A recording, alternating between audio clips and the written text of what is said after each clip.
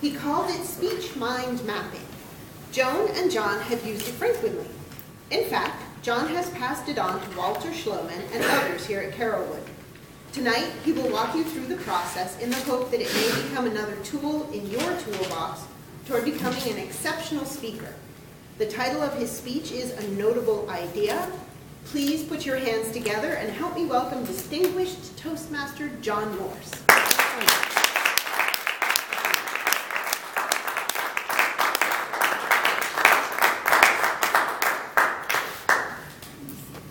Madam Toastmaster, fellow Toastmasters, I think over the years I have used every method possible known to man to create notes that work for me.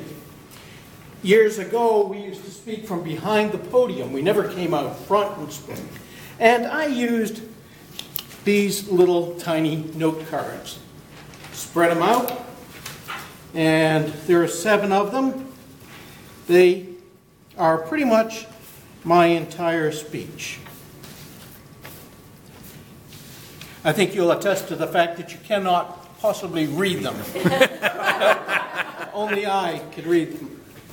The second method that I used was the linear note method. A linear list of the 6 items in this speech was the 6 elements of storytelling, and I have the 6 elements here. And no introduction, no conclusion, no beginning, no ending.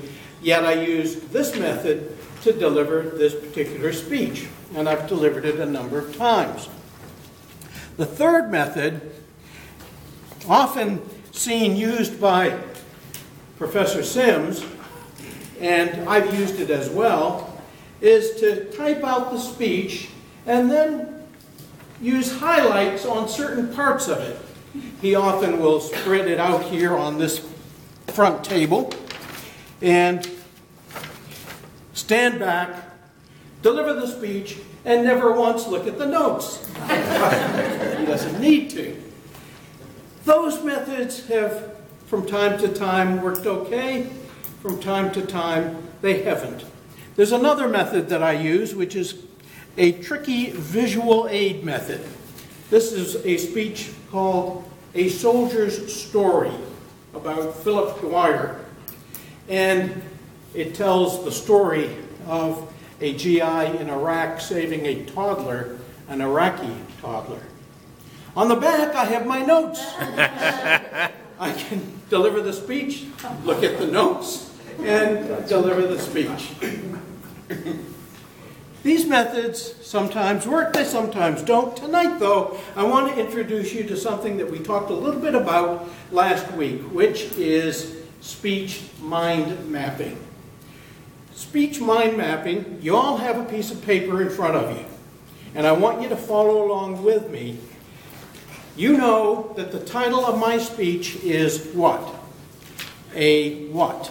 A notable idea. So you write that into the circle. A notable idea. On the top segment, which looks right up here, you type in or write in notes about the beginning of the speech. Today you'll notice that I referred to note cards, linear notes, highlighted speech, and visual aids. That's what I wrote in here on this sheet.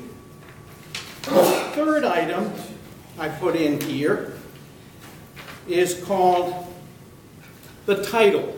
It's important to have a title to your speech. Have something that sings, that gives life to your speech.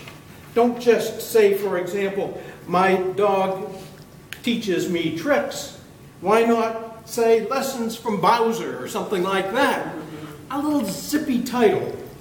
That's what you would write in here, but for this exercise, we've already written in a notable idea. The third block on this particular outline is called the message. Every speech has a message. What is it that you want to leave the audience with? What do you want to tell them? Make notes work for you. That's what I want to leave you with. But your message is important. And the fourth section here that I wrote in for the purposes of mind mapping this is content. And I put in the words, everything you say should lead to the message or conclusion. So you go around here, everything that you have in your speech leads you to the conclusion, the ask, the message, the story, what you want to leave people with. If it doesn't lead to the message, why say it? Doesn't make sense. So remember that what you want to do is to lead everybody to the conclusion in your speech. Now, the fourth block that I've included here for this mind mapping exercise is called Make It Clear, Make It Legible, and Make It Simple. Make it clear, make it legible, and make it simple. What do you want people to know? You want to print it, you want to write it so that you can read it. You want to know what you're going to do with this material. You want the audience to know what you want them to do with the information that you are providing. The next section on this mind map is called the edit section. It's just one piece of paper. You can change it. You can take a look at it and you can say the ideas that I've got here, they don't really lead to the message that I want. So I can change it. I can make whatever changes I want to make.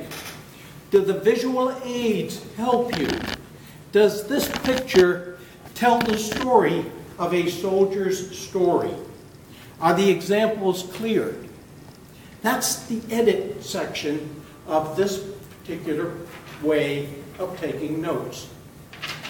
And finally, although I think it should come first, you have one last section which is called the conclusion. The conclusion, the message, the ask, the takeaway. I urge you to try mind mapping. It may work, it may not work. It is, though, just another method to help you become a more effective speaker. Madam Toastmaster.